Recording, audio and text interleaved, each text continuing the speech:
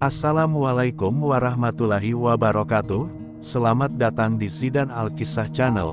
Jangan lupa like, komen dan subscribe agar tidak ketinggalan kisah terbaru. Di sebuah desa terpencil yang seakan terlupakan waktu, hiduplah seorang nenek tua bernama Mbah Sari. Gubuk reyotnya berdiri di tepi hutan, jauh dari keramaian warga desa. Atapnya berlubang, dindingnya keropos, dan setiap malam angin berdesir seolah mengintip dari celah-celah kayu lapuk. Usianya mungkin sudah melewati 70, namun tak seorang pun tahu pasti karena tak ada keluarga, tak ada catatan, hanya kisah-kisah samar yang dibisikkan angin desa tentang perempuan yang pernah jadi tabib, lalu menghilang dalam sunyi. Mbah Sari hidup dari kebun kecil dan hasil hutan. Ia tidak meminta, tidak mengeluh. Setiap pagi, ia berjalan perlahan dengan tongkat bambu, menyusuri jalan tanah yang kerap becek, membawa bakul kosong ke dalam hutan dan kembali dengan daun-daun, akar, dan bunga liar yang hanya ia tahu manfaatnya. Meski miskin, ia tak pernah mengeluh. Tapi wajahnya menyimpan luka lama, matanya seperti menyimpan hujan yang tak sempat turun. Warga desa memandangnya dengan campuran iba dan takut. Ada yang mengatakan ia bisa berbicara dengan makhluk halus, ada pula yang percaya ia dirasuki roh hutan. Anak-anak dilarang mendekati rumahnya, dan orang dewasa hanya datang kalau terdesak, ketika tak ada obat lain yang bisa menyembuhkan. Namun meski dijauhi, Mbah Sari tak pernah menolak menolong.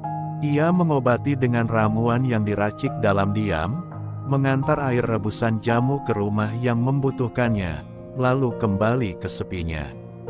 Malam-malamnya sunyi dan panjang. Ia tidur hanya beralaskan tikar usang, berselimut sarung tua yang baunya sudah bercampur tanah dan waktu. Kadang ia menatap langit-langit, mendengar suara hutan yang mendekat dari balik dinding, lolongan jauh, desir angin, suara dahan patah, semua menjadi lagu pengantar yang telah akrab sejak puluhan tahun lalu. Namun malam itu berbeda, ada sesuatu dalam gelap yang membuat bulu kuduknya berdiri. Angin bertiup pelan, namun membawa aroma logam, seperti darah. Mbah Sari terbangun mendadak, matanya menajam. Ia mendengar suara lirih, bukan suara manusia, bukan pula suara binatang biasa. Sebuah erangan berat, rendah, dan dalam, seperti suara makhluk besar yang tengah kesakitan. Ia bangkit, mengambil pelita, dan berdiri di depan pintu gubuknya. Hutan gelap, tapi ia tahu suara itu berasal dari dalamnya. Sebuah panggilan yang tidak bisa ia abaikan. Kenangan lama menghantam pikirannya, tentang masa mudanya sebagai dukun bayi, tentang suara tangisan pertama yang ia sambut dengan tangan gemetar dan doa lirih. Tapi ini bukan bayi manusia. Nalurinya berkata, ada yang akan melahirkan di hutan. Dan entah kenapa, suara itu memanggil namanya. Bukan dengan kata-kata, tapi dengan rasa. Sebuah permintaan tolong yang menembus sunyi. Ia menggigil, bukan karena takut, tapi karena tahu malam itu bukan malam biasa. Ia mengenakan selendang, mengambil kantong ramuan dan pisau kecil dari sudut gubuk, lalu menyalakan obor. Di bawah cahaya redup itu, wajahnya terlihat begitu tua, namun matanya menyala. Ada api yang sudah lama padam, kini kembali berkobar. Ia melangkah keluar, meninggalkan gubuknya yang sepi, menuju gelap yang memanggil. Di batas hutan, angin membisikkan sesuatu ke telinganya. Dan untuk pertama kalinya setelah bertahun-tahun, Mbah Sari berbisik balik. "Aku datang, tunggu aku," katanya pelan. Lalu ia melangkah masuk ke dalam kegelapan, membawa harapan, ketakutan, dan cahaya kecil yang mungkin jadi satu-satunya penerang dalam malam kelahiran yang tak biasa. Langkah-langkah Mbah Sari menyusuri jalan setapak di antara rimbun pepohonan seperti menembus masa lalu.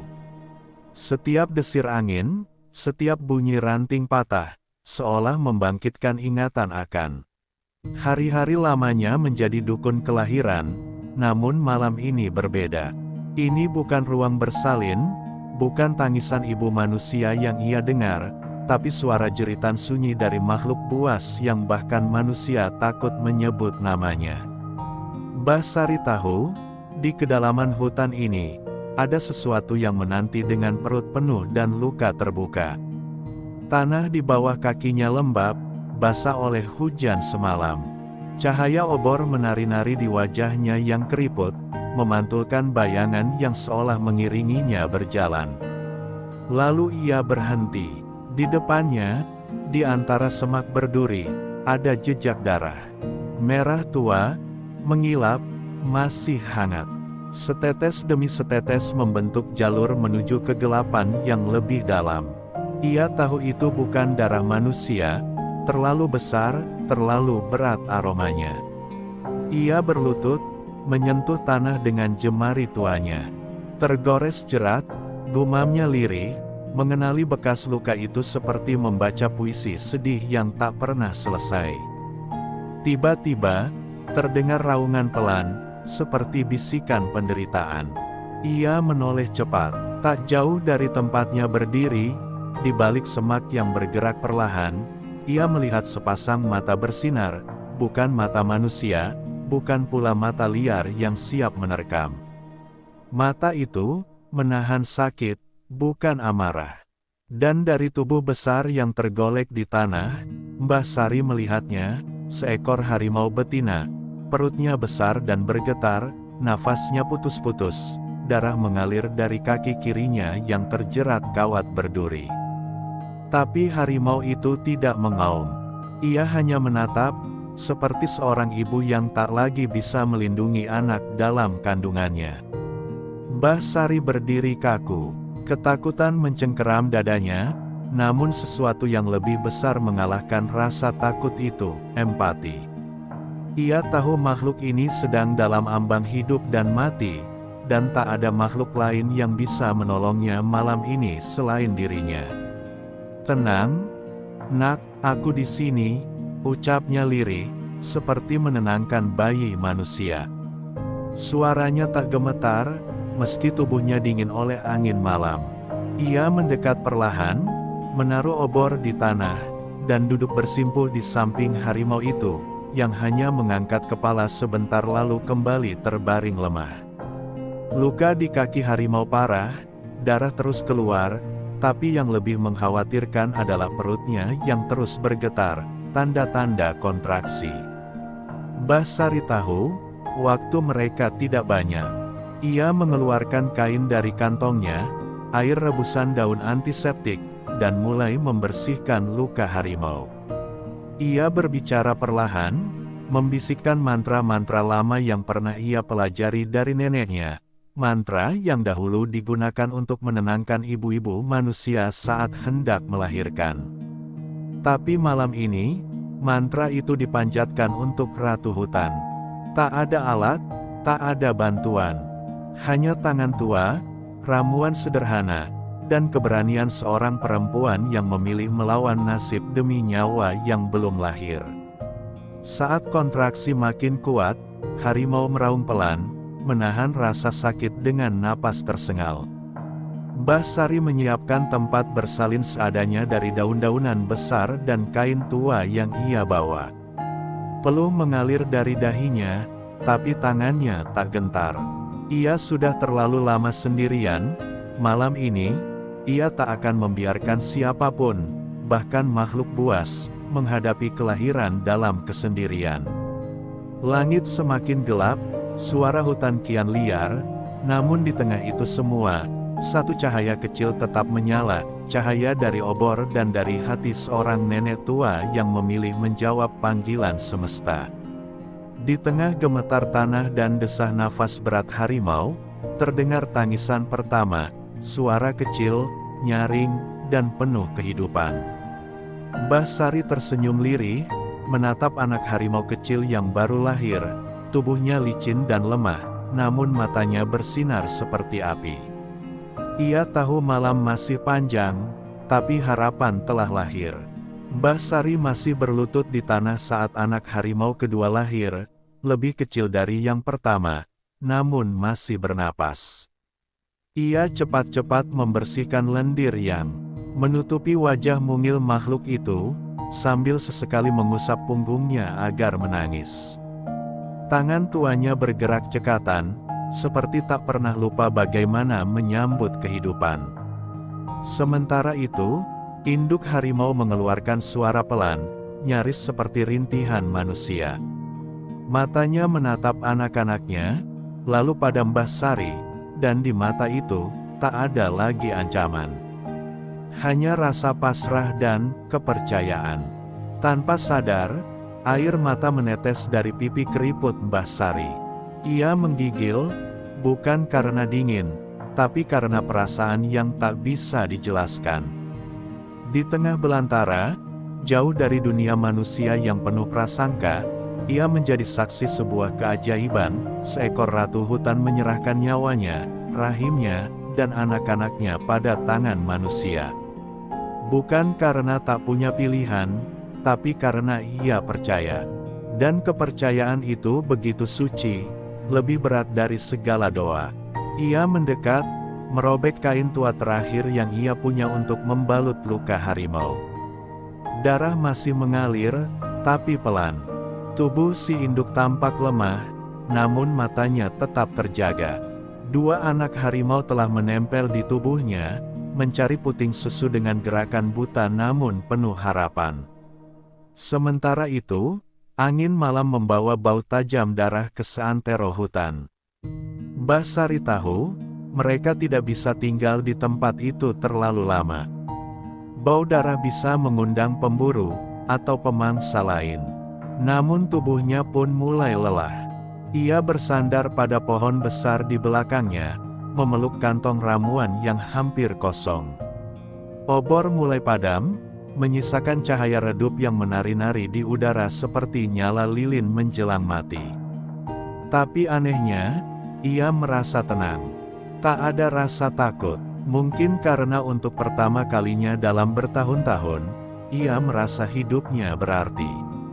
Ia tidak lagi sekadar menunggu mati dalam sunyi, tapi menjadi bagian dari sesuatu yang lebih besar, sesuatu yang lahir dari keberanian dan kasih. Tiba-tiba, suara ranting patah terdengar dari kejauhan. Mbah Sari menegakkan kepala, harimau pun mendesis pelan, siaga. Tapi suara itu cepat berlalu, mungkin hanya kijang atau babi hutan. Namun itu cukup menjadi pengingat bahwa malam belum selesai. Bahaya masih mengintai. Ia bangkit perlahan, meski lututnya bergetar. Ia mengambil beberapa daun wangi dan membakar ujungnya, menghasilkan asap tipis untuk menutupi aroma darah. Ia menaruhnya di sekeliling harimau dan anak-anaknya, menciptakan benteng tipis dari bau yang bisa mengecoh hidung pemangsa. Lalu ia kembali duduk, memandangi tiga makhluk itu, satu induk, dua anak. Ia tersenyum lirih, lalu menggumam, "Kalian harus kuat, aku hanya bisa menjaga malam ini." Suaranya nyaris tak terdengar, tenggelam dalam desir angin dan suara malam. Ia memejamkan mata sejenak, mencoba menarik kekuatan dari bumi yang ia injak. Seumur hidupnya, ia selalu memberi. Dan malam ini, ia telah memberikan semuanya, tubuh, jiwa, dan sisa-sisa hidupnya untuk kehidupan yang baru saja datang. Fajar belum datang, tapi suara burung malam mulai mereda. Udara menjadi lebih dingin, dan hutan perlahan menyambut cahaya pertama dari timur. Mbah Sari masih terjaga, matanya menatap cahaya samar yang mulai menerobos celah pepohonan. Harimau itu pun mulai mengangkat kepalanya lebih tinggi, menjilat anak-anaknya dengan tenaga terakhir. Di saat itu, seolah ada ikatan yang tercipta di antara mereka, bukan antara manusia dan binatang, tapi antara dua ibu yang sama-sama pernah berdiri di tepi kematian, dan memilih untuk tetap memberi hidup. Fajar merekah dengan malu-malu, mewarnai langit hutan dengan semburat jingga pucat. Embun menetes dari ujung dedaunan, dan kabut tipis masih menggantung di antara pepohonan. Mbah Sari masih duduk bersila di samping induk harimau yang kini tampak kelelahan, namun lebih tenang. Dua anak harimau telah tertidur, menyusup dalam kehangatan tubuh ibunya. Mbah Sari mengusap mata yang perih oleh begadang dan kelelahan, namun hatinya terasa lapang. Ia tidak tahu bagaimana, tapi malam itu ia berhasil melakukan sesuatu yang bahkan ia sendiri tak pernah bayangkan, menyelamatkan nyawa seekor makhluk buas di tengah rimba belantara. Namun kedamaian itu hanya bertahan sejenak. Dari kejauhan, samar-samar terdengar suara yang tak seharusnya ada di dalam hutan, derap kaki manusia, suara logam beradu, dan siulan. Mbah Sari menegang. Ia mengenal nada itu. Pemburu. Suara sepatu bot menghantam tanah dan ranting yang patah, dan bau tembakau basi terbawa angin pagi. Ia menoleh pada harimau betina, yang kini mulai bergeming, telinganya menajam. Luka di kakinya masih terbuka, dan dengan dua anak yang baru lahir, ia takkan mampu bertarung. Mbah Sari bangkit terburu-buru, menutupi anak-anak harimau dengan daun lebar, lalu mendekati sang induk. "Kau tak bisa lari," bisiknya pelan. "Tapi aku bisa memancing mereka." Ia tahu, langkah yang akan diambilnya bisa menjadi langkah terakhir dalam hidupnya. Namun jika ia tak melakukan sesuatu, harimau itu dan anak-anaknya pasti mati, dan bukan mati biasa, tapi mati karena keserakahan manusia yang ingin mengambil kulit dan giginya untuk dijual. Ia mengikatkan lonceng kecil di ujung selendangnya, lalu melangkah menjauh dari tempat itu, sengaja menciptakan suara. Ia menabrakkan tubuhnya ke semak, membuat gerakan seolah seekor binatang besar tengah melarikan diri. Dan benar saja, tak lama kemudian, suara para pemburu mulai mengarah ke tempatnya. "Ada gerakan di timur," teriak salah satu dari mereka. Mbah Sari berlari sekencang mungkin, napasnya tersengal, jantungnya berdentum kencang seperti genderang perang. Namun tubuh tuanya tak lagi kuat seperti dulu. Kakinya tersandung akar pohon besar, dan ia jatuh terguling ke tanah. Sakit menjalar di pergelangan kaki, tapi ia menahan rintih. Dalam posisi terkapar, ia mendengar suara pemburu semakin dekat. Ia merangkak, bersembunyi di balik semak dan menahan napas. Para pemburu melewatinya tanpa sadar, terlalu fokus pada suara dan jejak palsu yang ia ciptakan. Dan saat langkah-langkah mereka menjauh, Mbah Sari hampir menangis, bukan karena sakit, tapi karena ia berhasil. Untuk sementara, setelah suara mereka hilang, ia kembali terlatih menuju tempat sang harimau. Ia menemukan induk dan anak-anaknya masih di sana, aman. Harimau itu menatapnya, kali ini bukan dengan mata memohon, tapi seperti menghormatinya. Seolah menyadari bahwa perempuan tua ini telah mempertaruhkan nyawanya, sama seperti induk harimau mempertaruhkan tubuhnya untuk melahirkan. Di antara mereka, lahirlah ikatan yang tak bisa dijelaskan oleh bahasa apapun. Mbah Sari tahu ia tak bisa terus menjaga mereka. Tapi ia bisa lakukan satu hal terakhir, membangun tempat perlindungan kecil, menyamarkan jejak, dan meninggalkan ramuan penyembuh di tempat yang bisa dijangkau sang induk. Dengan tenaga yang tersisa, ia menutup luka di kaki harimau sekali lagi, membisikkan doa kuno yang dulu sering ia panjatkan untuk para ibu melahirkan. Lalu ia bangkit, melangkah pelan kembali ke arah desa. Ia tidak tahu apakah akan kembali ke sana lagi, atau apakah ia akan dikenang. Tapi ia tahu, malam itu ia bukan lagi sekadar nenek tua miskin. Ia telah menjadi penjaga kehidupan. Sudah 3 hari berlalu sejak malam kelahiran itu, dan Mbah Sari belum kembali ke hutan. Kakinya yang terkilir masih membengkak, membuatnya hanya bisa berjalan terseok-seok di sekitar gubuk. Ia menghabiskan waktu duduk di beranda, menatap ke arah rimba yang samar-samar tampak di kejauhan. Angin membawa aroma daun basah dan tanah, membuat hatinya sesak oleh rindu.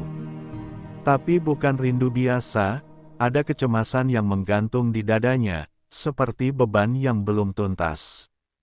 Ia tak tahu apakah induk harimau itu masih hidup, apakah anak-anaknya selamat, atau apakah pemburu kembali.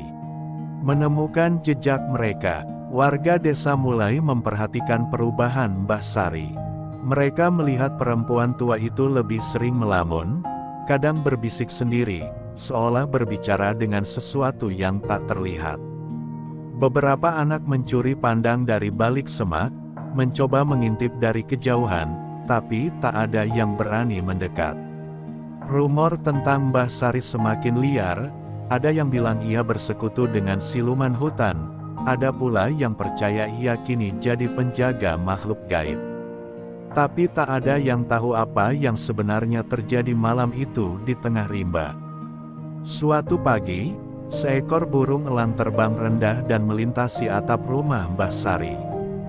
Burung itu mengeluarkan suara nyaring dan menjatuhkan sesuatu dari cakarnya, sehelai bulu harimau kecil, lembut dan masih hangat. Mbah Sari memungutnya dengan tangan gemetar. Itu bukan kebetulan, ia tahu ini adalah pesan. Seekor harimau takkan bisa mengirim pesan, tapi rimba punya caranya sendiri menyampaikan kabar. Dan kabar itu jelas, mereka masih hidup. Air matanya menetes, bukan hanya karena lega, tapi karena merasa dilibatkan kembali dalam kehidupan yang lebih besar dari dirinya sendiri. Seumur hidupnya, ia hanya menjadi pengamat, disingkirkan, dijauhi, dilupakan. Tapi kini, rimba mempercayainya. Seekor ratu hutan telah mempercayakan nyawa anak-anaknya padanya. Dan semesta membalas kepercayaan itu dengan seutas kabar dalam bentuk yang paling lembut, sehelai bulu, selembut harapan. Namun kabar itu juga menjadi peringatan. Jika Mbah Sari bisa menerima pesan dari rimba, maka pemburu juga bisa membaca jejak. Mereka takkan berhenti. Harga seekor harimau, apalagi dengan 2 anak, sangat tinggi. Ia tahu, waktu mereka tidak banyak.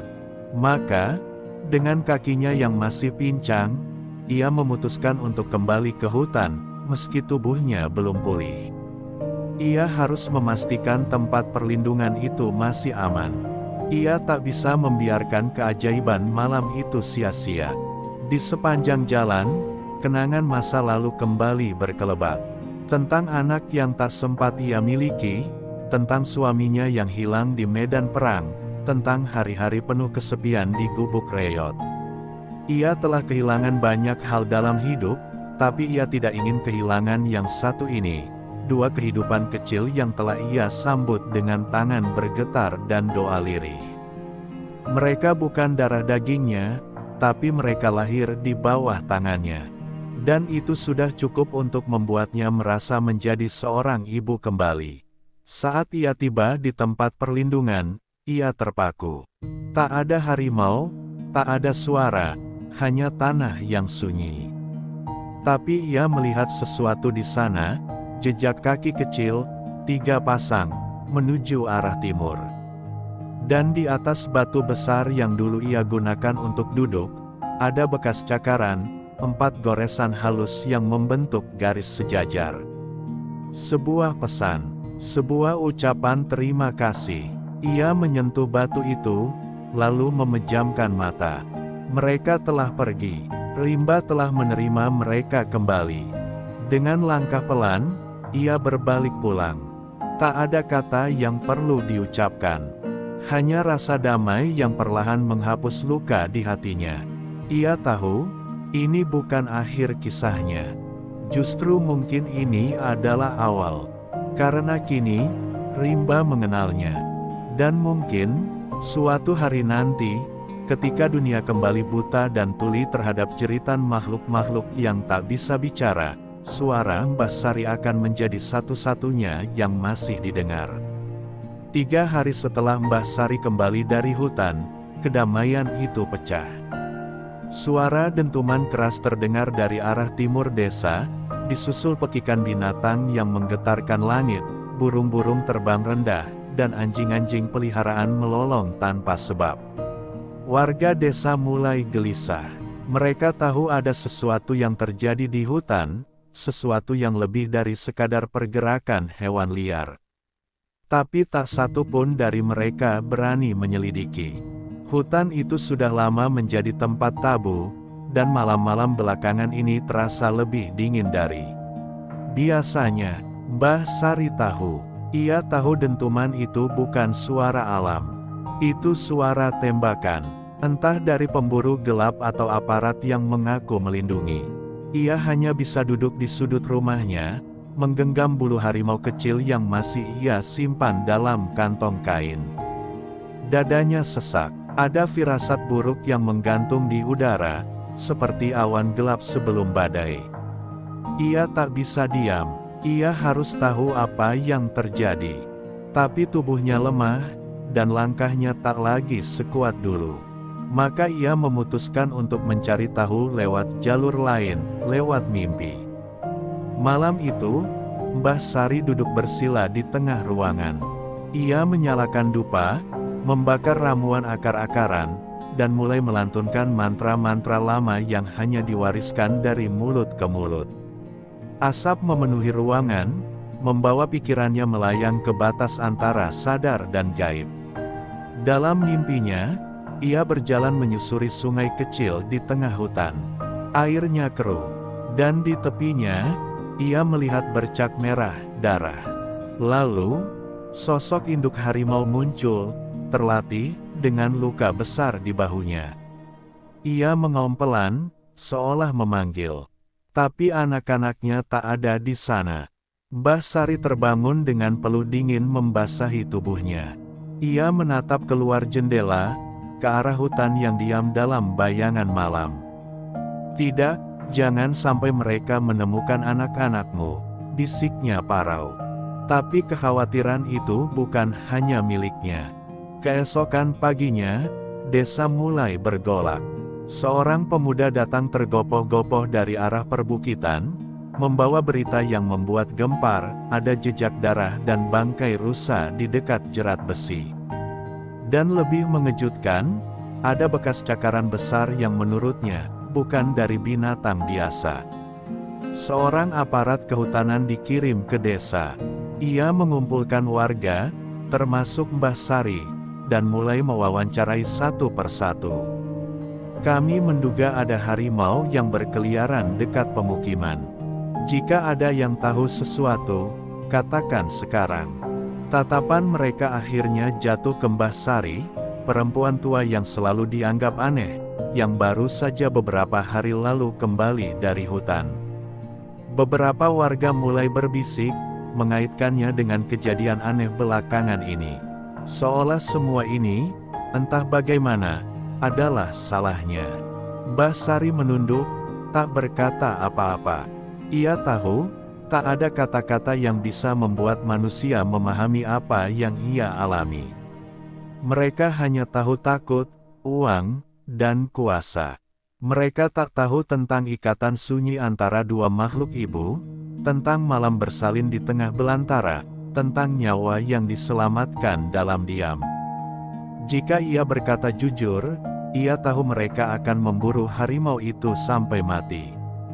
Tapi jika ia diam, mungkin masih ada harapan untuk kehidupan yang sempat ia lindungi. Malam itu, Mbah Sari duduk kembali di beranda rumah. Ia menatap langit gelap yang penuh bintang, tapi tak menemukan kedamaian. Dunia manusia telah datang, dan dunia itu membawa luka, bukan pertolongan. Tapi jauh di dalam hatinya, ia tahu satu hal, ia tak akan membiarkan dua anak harimau itu mati dalam ketakutan. Tidak selama ia masih bisa berjalan. Tidak selama ia masih bisa berbisik pada bumi. Hutan tak lagi tenang, Daun-daun yang dulu bernyanyi pelan kini berguguran dengan cemas, seakan tahu akan datangnya malapetaka. Sejak aparat memasuki desa, jejak kaki manusia merajalela di rimba, meninggalkan sampah, bau mesiu, dan kesunyian yang mencekam. Mbah Sari memutuskan untuk pergi malam itu juga, diam-diam, tanpa pamit, tanpa kata.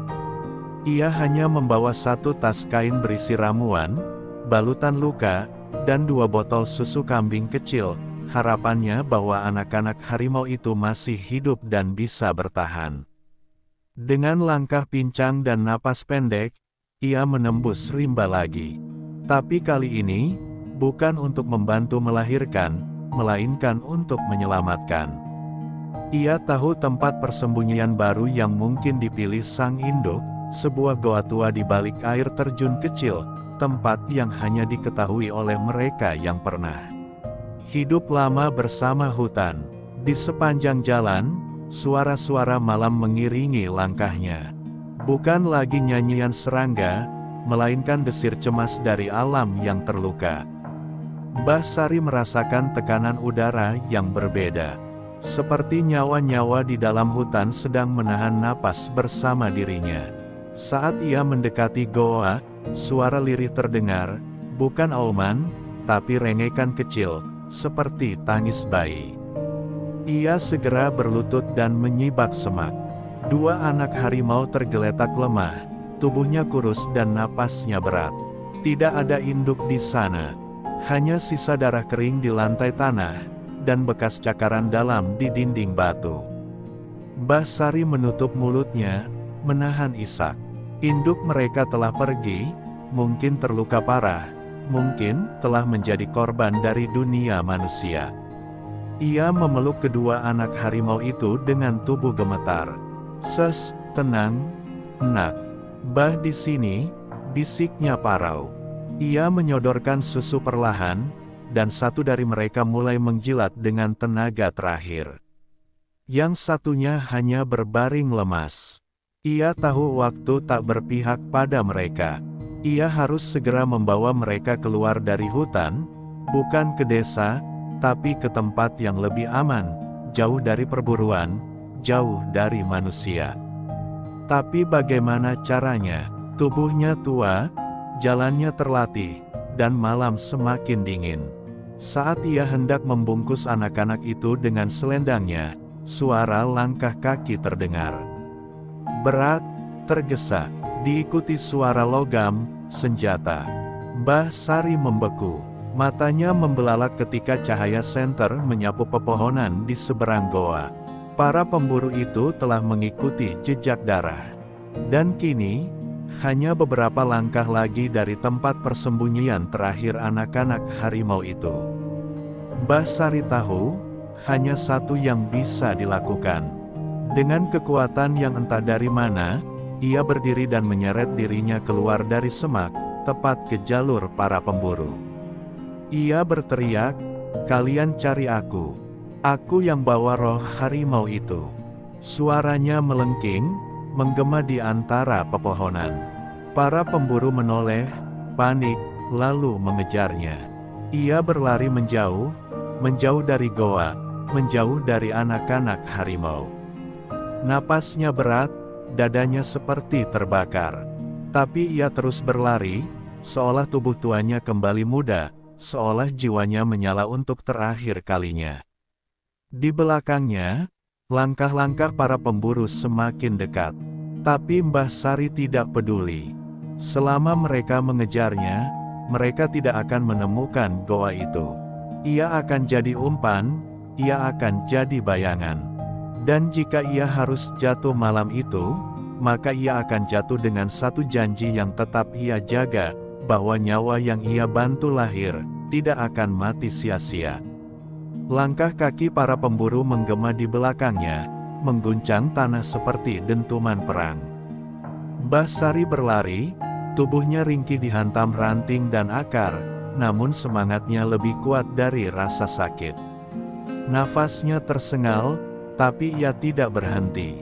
Ia berlari bukan untuk hidupnya sendiri, ia berlari untuk dua makhluk kecil yang telah ia sambut ke dunia.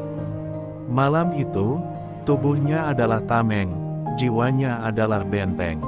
Jika rimba adalah medan pertempuran, maka ia rela menjadi prajurit terakhir yang berdiri. Namun takdir punya caranya sendiri menulis akhir. Di tengah pelarian, kakinya tersandung batu besar, dan ia jatuh terguling di tanah keras. Dunia berputar, dan rasa sakit menyambar punggungnya seperti petir. Ia mencoba bangkit, tapi lututnya menyerah. Saat cahaya senter menyapu wajahnya, ia menutup mata. Ia tahu ini saatnya. Para pemburu berdiri mengelilinginya, wajah mereka marah dan bingung.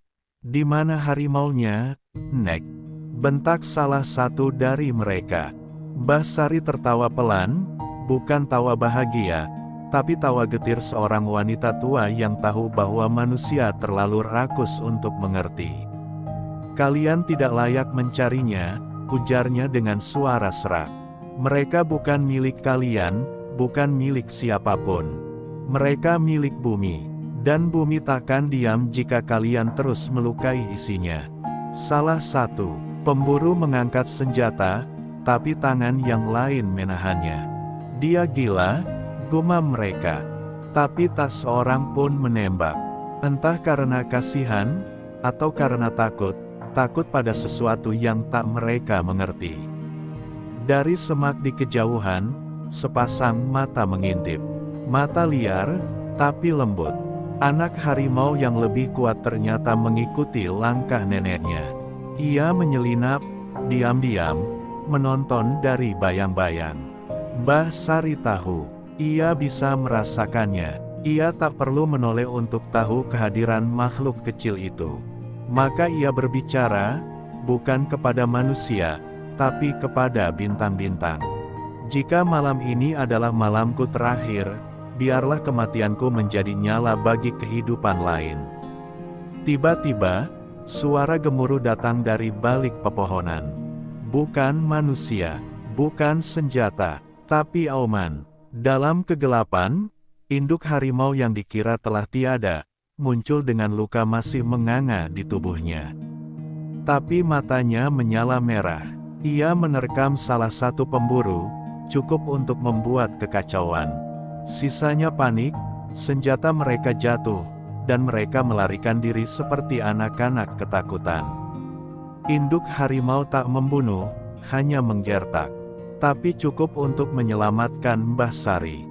Dengan sisa tenaganya, Mbah Sari merangkak ke arah pohon besar dan bersandar. Tubuhnya lelah, napasnya makin pelan. Sang induk harimau mendekat, menjilati wajahnya dengan lembut, seolah mengucapkan terima kasih yang tak bisa diucapkan dengan bahasa manusia. Anak harimau itu ikut mendekat, merebahkan kepala di pangkuan Mbah Sari. Air mata menetes dari sudut mata nenek tua itu. Ia tersenyum, meski tubuhnya mulai dingin. Ia tahu ini akhirnya, tapi hatinya tenang. Dalam keheningan malam, rimba kembali bernapas. Bintang-bintang bersinar lebih terang, dan angin berbisik di antara dedaunan. Mbah Sari tak lagi sadar, tapi wajahnya damai. Ia telah menepati janjinya. Ia bukan siapa-siapa, hanya nenek tua miskin di mata dunia. Tapi di mata alam, ia adalah penjaga.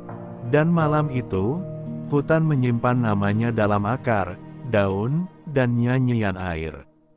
Ia tidak mati, ia menyatu.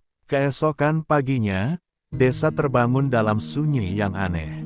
Burung-burung tidak bernyanyi seperti biasa, dan angin yang biasanya berhembus ringan terasa berat, membawa aroma basah tanah dan kematian. Seorang bocah pencari kayu menemukan jasad Mbah Sari di bawah pohon besar, tubuhnya bersandar seperti sedang tidur, dengan wajah damai yang tak lagi asing bagi dunia yang terlalu sibuk untuk memperhatikan. Namun ada yang aneh, di sekeliling tubuhnya, tak ada binatang liar yang menyentuh. Bahkan serangga pun menjauh, seolah alam menjaga ketenangannya hingga napas terakhirnya. Berita itu menyebar cepat. Warga desa berkumpul, sebagian menangis, sebagian hanya diam menatap. Mbah Sari yang selama ini dianggap gila, diasingkan, dan dijauhi, kini terbaring menjadi cerita. Dan mereka baru tahu, di dadanya tergenggam bulu harimau kecil, dan di sekitarnya ada jejak-jejak kaki hewan yang mengelilingi dalam pola melingkar, seperti upacara perpisahan yang tak bisa dijelaskan oleh akal. Tidak ada luka di tubuhnya. Tidak ada bekas kekerasan. Hanya kedamaian yang menyelimuti. Di tengah keramaian yang bisu itu, tiba-tiba hujan turun. Tapi bukan hujan lebat, hanya rintik pelan, seperti langit ikut berkabung. Salah satu warga tua berkata pelan, "Dia bukan mati, dia dipanggil kembali oleh hutan." Dan dari ucapan itu, bisik-bisik baru muncul. Orang-orang mulai menyambungkan titik-titik, auman malam, cahaya dari rimba, dan langkah-langkah misterius yang sempat mereka dengar namun abaikan. Kepergian Mbah Sari bukan sekadar kematian, ia meninggalkan jejak tak kasat mata yang mengubah hati mereka perlahan. Pihak aparat yang sebelumnya mencurigainya kini tak berani bicara banyak. Mereka menemukan senter dan senjata yang jatuh di tengah hutan, tapi tidak ada jejak harimau. Tidak ada bangkai, seolah semuanya menghilang begitu saja, dibungkus oleh kabut dan waktu. Namun, malam-malam setelah itu, warga mulai melihat kilatan mata dari hutan, bukan dengan rasa takut, tapi dengan rasa hormat. Anak-anak yang dulu takut kini sering menaruh makanan di tepi rimba. Dan suara auman yang dulu dianggap teror, kini terdengar seperti doa yang menjaga dari kejauhan. Gubuk tua Mbah Sari tak pernah dibongkar. Warga sepakat membiarkannya seperti semula, sebagai bentuk penghormatan. Mereka menaruh bunga liar di tangga, dan tiap malam Jumat, beberapa dari mereka menyalakan lilin kecil. Beberapa wanita mulai mengenakan selendang seperti yang dipakai Mbah Sari, bukan untuk gaya, tapi sebagai lambang keberanian. Mereka mulai memahami bahwa menjaga alam bukanlah tugas para pejabat saja. Terkadang, cinta paling murni datang dari mereka yang tak punya apa-apa. Dan entah bagaimana, perubahan itu menyebar seperti akar pohon yang tak terlihat. Warga mulai lebih berhati-hati menebang pohon, membatasi perburuan, dan menolak para pemburu luar yang datang dengan janji uang. Mereka belajar mendengar bisikan hutan, seperti Mbah Sari pernah lakukan. Dan secara perlahan, desa itu tak lagi sama. Rimba tak lagi jadi tempat terlarang, melainkan sahabat yang dilindungi dengan rasa takut yang berubah menjadi cinta. Di suatu malam yang tenang, seorang anak kecil duduk di beranda rumahnya, menatap langit. Ia melihat bintang jatuh, lalu menoleh ke arah rimba. Ia mengaku melihat sosok nenek tua berdiri di balik kabut, dikelilingi dua harimau muda yang melangkah bersamanya. Tak ada yang percaya secara utuh, tapi tak ada juga yang menyangkal. Karena di desa itu, Mbah Sari telah menjadi legenda, bukan legenda penuh dongeng dan mistik, tapi legenda seorang manusia biasa, yang hidup dan mati dengan cinta yang lebih besar dari rasa takut. Tahun-tahun berlalu, namun nama Mbah Sari tak pernah hilang dari bibir warga. Ia menjadi cerita pengantar tidur, legenda di balik bara api unggun, dan bisikan lembut para ibu kepada anak-anak mereka saat malam turun. Gubuknya yang tua tetap berdiri di pinggir desa, kini dikelilingi bunga liar dan pohon yang tumbuh lebih rimbun, seolah alam tahu siapa yang pernah tinggal di sana. Di dalamnya, selendangnya masih tergantung, dan di atas tikar, bulu harimau kecil itu tersimpan dalam kotak kayu mungil, pusaka yang tak ternilai. Anak-anak desa tumbuh dengan cerita tentang seorang nenek yang berjalan ke jantung hutan dan membantu seekor harimau melahirkan. Bagi sebagian orang, itu dongeng. Tapi bagi mereka yang menyaksikan sendiri bagaimana hutan dan manusia hampir saling menghancurkan, itu adalah kebenaran yang membekas di tulang. Beberapa anak yang dulu ikut menaruh bunga di tangga gubuk kini telah dewasa, menjadi penjaga hutan, relawan konservasi, dan bahkan guru yang mengajarkan pentingnya keharmonisan. Desa yang dulu tertutup dan takut kini membuka jalur wisata edukasi ke hutan, bukan untuk hiburan, tapi untuk pelajaran. Mereka mengajak anak-anak kota melihat jejak-jejak harimau di tanah basah, mendengar suara auman dari kejauhan, dan memahami bahwa alam bukan musuh, tapi ibu. Di setiap perjalanan, pemandu akan berhenti di bawah pohon besar tempat Mbah Sari ditemukan. Mereka akan diam sejenak, meletakkan bunga, dan membisikkan doa. Namun, tidak semua terlupakan. Suatu malam, seorang anak muda melihat sosok harimau dewasa muncul di tepi sungai. Matanya tajam, tubuhnya kokoh, dan di sampingnya dua harimau yang lebih kecil, kini tumbuh menjadi penjaga belantara. Mereka hanya menatap, tak menyerang, sebelum menghilang dalam kabut. Tapi di tanah basah, ada bekas tapak kaki manusia, kecil dan tua. Seolah seseorang masih berjalan bersama mereka, menjaga dari balik dunia. Pemerintah pernah mencoba mengganti nama hutan itu dengan sebutan teknis. Tapi warga menolak. Mereka menamai hutan itu Rimba Sari. Sebuah penghormatan, sebuah pengingat. Bukan hanya untuk wanita yang rela mati demi makhluk yang tak bisa bicara, tapi juga untuk cinta yang mengalahkan rasa takut, keberanian yang lahir dari kemiskinan, dan pengorbanan yang tak pernah ditulis dalam buku sejarah. Hari ini, jika kau berjalan menyusuri Rimba Sari saat fajar, kau mungkin mendengar suara gemerisik yang tidak berasal dari angin. Mungkin itu suara langkah kaki kecil di antara semak. Mungkin itu bisikan mantra dalam bahasa tua. Atau mungkin, itu suara Mbah Sari, menyapa mereka yang datang dengan hati bersih dan niat tulus. Karena warisan sejati bukanlah bangunan atau harta, tapi jejak yang ditinggalkan dalam jiwa-jiwa yang pernah disentuh oleh kasih. Dan di akhir semua cerita, satu hal menjadi nyata, dunia bisa melupakan seorang miskin, seorang tua, seorang perempuan. Tapi alam tidak, alam ingat, dan selama bumi masih bernafas, nama Mbah Sari akan tetap hidup, dalam bunga yang mekar, dalam auman malam, dan dalam cinta yang diam-diam menyelamatkan dunia.